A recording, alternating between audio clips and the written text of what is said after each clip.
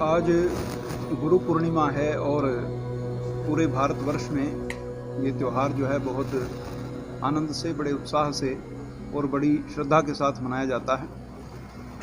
वैसे तो पूर्णिमा हर माह में, हर महीने में होती है और अमावस्या भी हर महीने में होती है, और ये दोनों जो हैं जीवन में, अमावस्या जो है वो अंधकार का प्रतिनिधित्व करती है और जो पूर्णिमा है वो प्रकाश का प्रतिनिधित्व करती है। और जैसे चंद्रमा घटता बढ़ता है तो ये हमें जीवन में ये शिक्षा देता है कि जीवन में सुख और दुख भी आते जाते रहते हैं। कभी जीवन में अंधकार का समय होता है, परंतु हमें उस समय में निश्चल रह के अपनी शक्ति पर विश्वास करके, ईश्वर पर विश्वास करके अपने जीवन को आगे बढ़ाना चाहिए। वहीं पूर्णिमा हमें पूर्ण चंद्रमा सुख और शांति का संदेश देता है और हमें ये कहता है कि जीवन में कुछ भी स्थायी नहीं है, जो कुछ है वो हमेशा परिवर्तनशील है। गुरु पूर्णिमा का इसलिए महत्व ज़्यादा है, वैसे तो पूर्णिमा वर्ष भर है, आज गुरु पूर्णिमा है। इसका कारण ये है कि आज के दिन जो है महर्षि वेद व्यास, जो भारतीय ऋषि परंपरा के सर्वोच्च ऋषि माने जाते हैं, जिन्होंने चारों वेद, महाभारत और पुराण और वेदांत ऐसे बहुत सारे शास्त्रों की रचना की, उनका जन्म आज के दिन हुआ था। इसलिए इसको गुरु पूर्णिमा के रूप में मनाया जाता है। भारतीय संस्कृत साहित्य में, वैदिक साहित्य में महर्षि वेद व्यास का योगदान अतुलनीय है।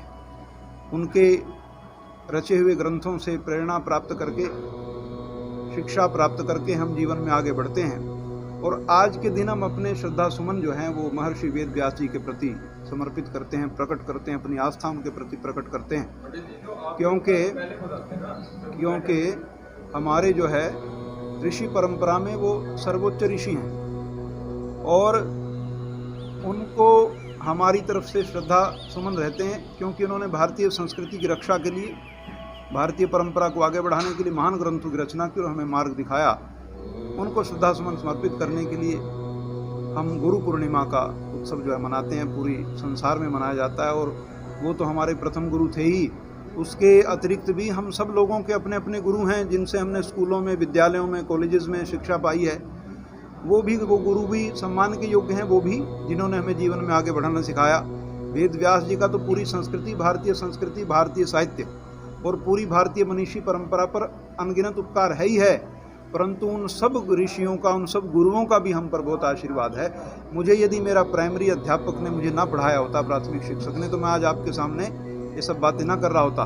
तो वेद व्यास जी के उपकार के साथ साथ मैं उन प्राइमरी अपने जो मेरे टीचर रहे, मेरे अध्यापक रहे, मैं उन सबको वंदन और नमन आज करता हूँ, जिनसे मैंने शिक्षा पाई, मैंने जिनसे गुरुकुलों में जिन आचार्यों से शिक्षा पाई।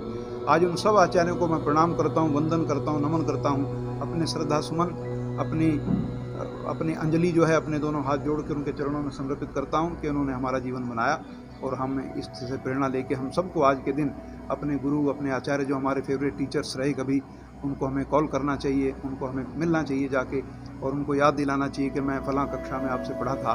और जब आप उनके पास जाएंगे तो निश्चित रूप से उनको आनंद होगा।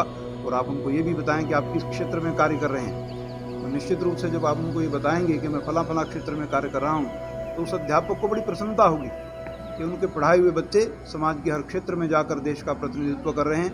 तो यही उनके लिए बहुत बड़ी बात है, यही उनके लिए सबसे बड़ा तोहफा और उपहार है। तो गुरु पूर्णिमा का ऐसा महत्व है। धन्यवाद। आपको परिचय? मेरा नाम संजीव वेदालंकार है। मैं आर्य समाज मॉडर्न टाउन में पिछले 14 वर्ष से पुरोहित के पद पर हूँ और अपनी सेवाएं यहाँ दे रहा हूँ।